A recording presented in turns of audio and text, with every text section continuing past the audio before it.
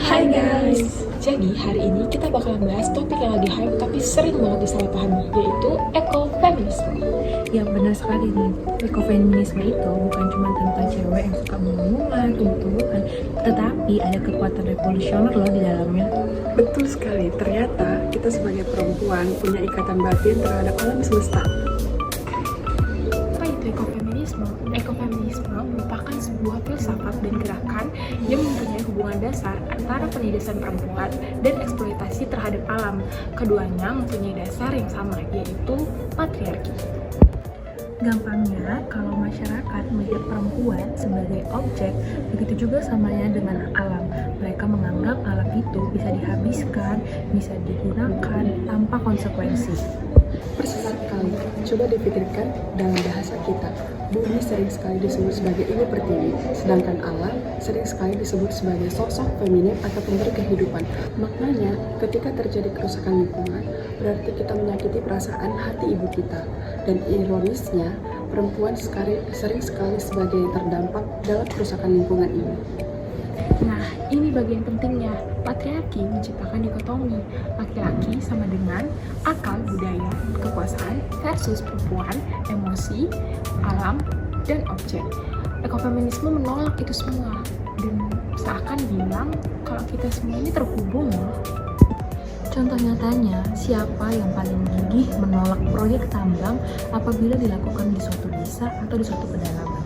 Ya, ibu-ibu. Mereka tahu bahwa air adalah sumber kehidupan dan mereka juga tahu apabila proyek tambang dilakukan di desa mereka pasti akan menyebabkan ekosistem yang rusak. Itu adalah perjuangan ekofeminisme yang paling murni.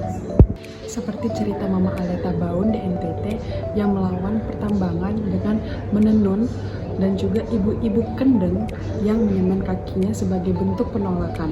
Itu bukan sekedar protes, tetapi bentuk manifestasi sebagai etika kepedulian dan juga diusung dengan ekofeminisme.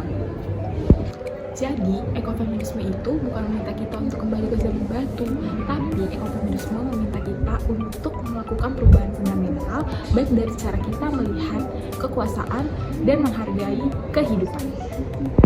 Lalu pertanyaannya, bagaimana ekofeminisme memberdayakan perempuan?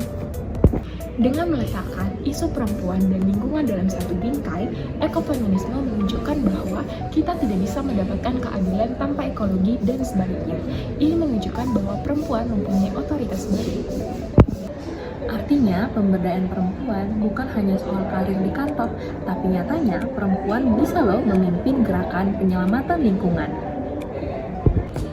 Mari kita bahas dari sisi gender. Ekofeminisme menantang laki-laki bagaimana harus bersikap. Kalau maskulinitas diartikan sebagai menguasai, mengeksploitasi baik perempuan maupun alam, ekofeminisme menantang laki-laki untuk mendefinisikan ulang maskulinitas sebagai bertanggung jawab, memelihara, dan berkolaborasi. Itu seru. Jadi bukan soal perempuan harus begini, laki-laki harus begitu, tetapi tentang menciptakan ruang bagi setiap orang dengan gender apapun untuk menciptakan etika kepedulian atau care ethics bagi semua makhluk hidup. Jadi, buat para perempuan, ini adalah kesempatan kita untuk menunjukkan bahwa kekuatan kita, termasuk kepekaan untuk merawat, adalah superpower yang bisa kita manfaatkan untuk menyelamatkan bumi.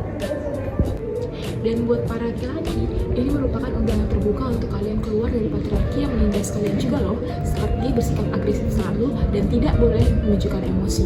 Kita harus bergerak bersama. Intinya, ekofeminisme mengubah isu lingkungan dari sekedar isu teknis ilmiah menjadi isu moral, etika, keadilan sosial yang sangat erat kaitannya dengan transgender. Terlalu berat? Enggak dong, kita bisa mulai dari hal-hal yang fun. Betul, ekofeminisme itu sesederhana memiliki produk yang sustainable karena tahu proses pembuatannya tidak merusak alam dan tidak mengeksploitasi pekerja yang mayoritas mungkin perempuan. Atau jadi lebih sadar tentang sampah domestik. Di banyak rumah tangga, kebanyakan perempuan yang mengolah dapur dan sampah. Ini menjadi langkah awal ekofeminisme dari yang kecil menjadi berdampak yang lebih besar. Yuk mulai buat kompos. Salah satu caranya juga yaitu dengan ikut komunitas menanam pohon membersihkan sungai seperti Pandawara yang di TikTok itu loh. Nah, itu merupakan bentuk pemberdayaan diri karena kita merasa lingkungan kita juga butuh diperhatikan. Dan yang paling penting, mulai dari cara kita berbicara. Hindari kata-kata yang merendahkan perempuan dan meremehkan alam. Seperti mengkritik seseorang dengan mengatakan, dasar lemah kayak cewek. Atau rusak saja hutannya, toh cuma pohon. Setuju, berdialog dengan bijak, mengangkat cerita-cerita pahlawan lingkungan perempuan, dan mendorong partisipasi perempuan melalui kebijakan pengelolaan sumber daya alam. Dan dari ruang meja rapat sampai ke kebun, suara perempuan harus didengar. Intinya, ekofeminisme mengajarkan kita untuk menjaga diri sendiri dan menjaga bumi merupakan dua hal tidak terpisahkan. Dua hal ini menjadi sumber kekuatan perempuan. Saatnya untuk mengubah mindset dari yang awalnya aku ingin menguasai menjadi aku ingin merawat. Karena kita percaya planet yang sehat, tempat yang terbaik untuk semua gender, untuk terus bertumbuh dan berdaya. Gimana guys? Seru kan? Be the next Eco Warrior!